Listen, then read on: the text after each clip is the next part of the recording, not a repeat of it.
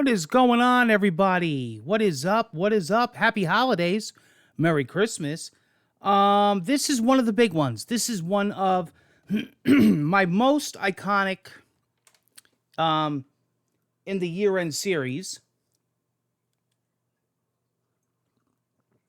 I would say, along with Game of the Year, which is the big one on Christmas Eve. But this is the second to the biggest music album of the year, right? Because as you know, I am a huge music listener. And I got a list here in front of me. I think you guys are going to like it. I listened to a couple hundred albums this year. Now, not just metal and hard rock, although naturally a lot of them show up on my list because I am a big fan of that genre. That's my main genre. I listen to pop. I listen to jazz. I listen to rap, hip hop. I listen to country. I listen to folk. I listen to indie, bluegrass, whatever. Opera. And it's apparent in the past because of winners. And it's apparent even on this list. Music album of the year. A lot of people are thinking that this year is going to be crazy for game of the year, which it is. But music album was no different.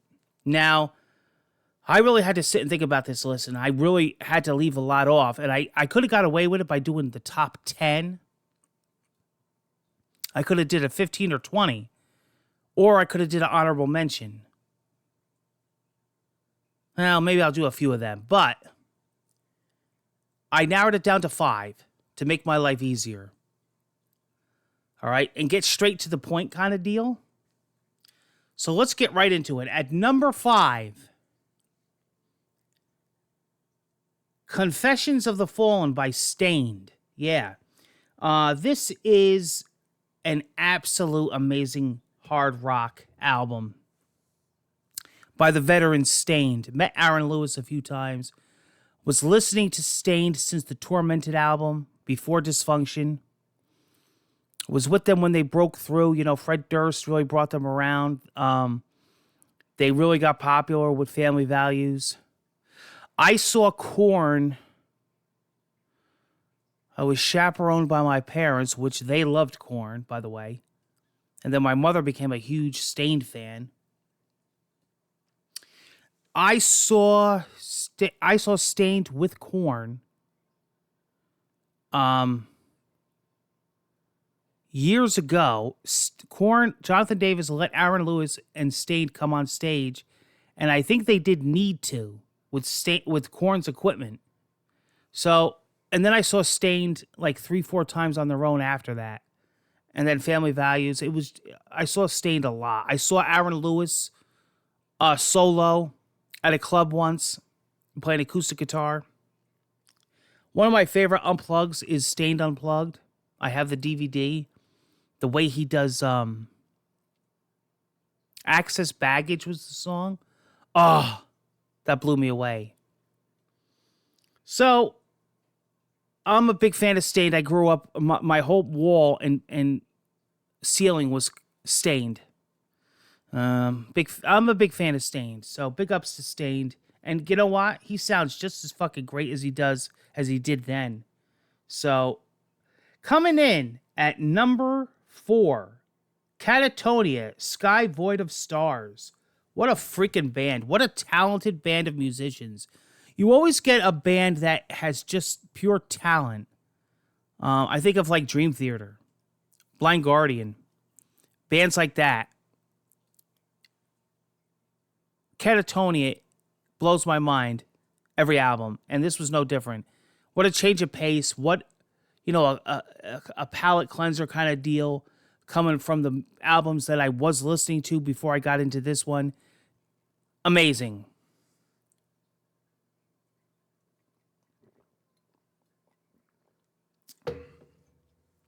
Go check that album out. Go check out Birds. Okay. At number 3, which could have easily, and at one time was my number 1, Sleep Token, Take Me Back to Eden. The Summoning. Dude, my song of the year, if I could do song of the year, that band blew me away. Just discovering them. There's a certain amount of bands that I could absolutely put my headphones on and just get lost in. Tool, Evans Blue, A Perfect Circle, Parable, Pink Floyd, bands like that. This band did it. This band just takes you to another dimension. The change of tempos in a song, the change of genres in one song, the abilities that they have, the range of vocals and just spot on musicianship. And now I was reading they got like a whole new look, new masks, new image.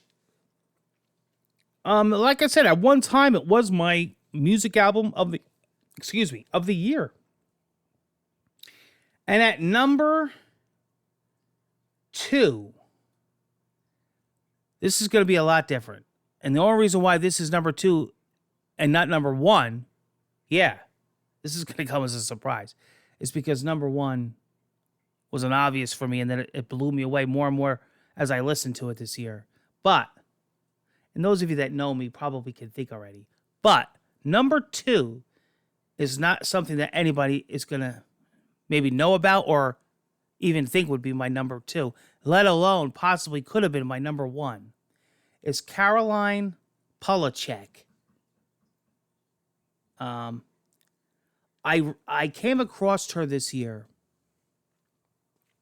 I'll tell you the story, okay? She's a phenomenal musician. Her music is absolutely original, incredible, and when she's live, she kills it. She does not miss a beat. Another one that can get you into another mindset. She has vocals of like an angel. The music cannot be described. You have to hear it. I would say it's anywhere from like pop, indie pop, but it could remind you of like old school songs, old school rock bands. You'll hear tons and tons of influences come in and out. And then she'll go real high, almost like an opera. Like literally opera. Like opera influenced, pop influenced, old school rock influenced. She's got a great band. And the way that I came across her was Tiny Desk, which is my favorite concert series of all time. And I was watching an Olivia Rodrigo concert, of course, and Taylor Swift. And what was the other one I was watching? Sam Smith. Tiny Desk kills it, okay? And then, like if you let it run, it goes into like the next video. And then she came on and I sat and I watched her. And it's instantly. And I said, this is it. I'm a fan. I went on and I bought the album.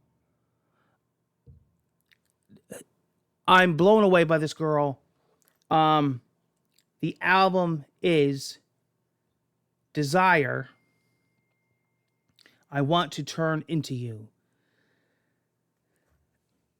It's like a greatest hits album. Every song is a banger, and the way she presents a lot of these songs on Tiny Desk, and I later went and watched other interviews and other concerts. Mind blowing. She's absolutely incredible. I love to get her on the channel here on one of my podcasts or radio show. She's incredible. She's incredibly talented.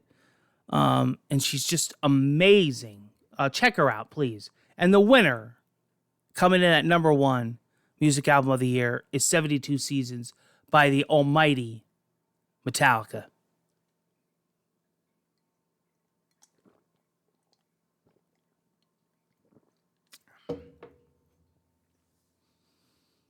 They still got it, boys. What an amazing album. What an incredible album. It's amazing that when you think about it, how a band like that put so much work, so much effort into a studio album and so much work on the road and tours and tours and tours. They are like the definition of not lazy. They are the definition of hardworking. And this album shows. And, they may not pop off albums here and there like any other band. They may take their time. And it shows because it's nothing rushed. And the way they perform these songs live, that's a whole other thing. Fantastic. Kicked it out of the park. Heavy, old school thrash. Melodic at the same time. Amazing instruments, amazing vocals. The whole band, Eve Roberts Trujillo, the whole band together, the chemistry still is so apparent on this album that it's just absolutely number one. And number one coming in from a crazy heavy hitting year. So that was tough. Some honorable mentions. Oh my gosh. Avenged Sevenfold. Olivia Rodrigo. I was going to say the Taylor's versions, but they really don't count because they're like redos of older albums. Cataclysm had a really good one this year, which almost made the top 5. Cataclysm. Again, there was a lot of albums that I listened to this year that were really good, both pop, rock, rap. Yeah, just some amazing stuff that I really enjoyed throughout the year. But this is my top 5. Metallica killed it. Big ups to them. Music Album of the Year 2023, baby, in the books. Get ready for Game of the Year. All right, guys, what music albums did you like this year? And do you agree with any of these? Take care, and I'll see you again on the next video. Peace.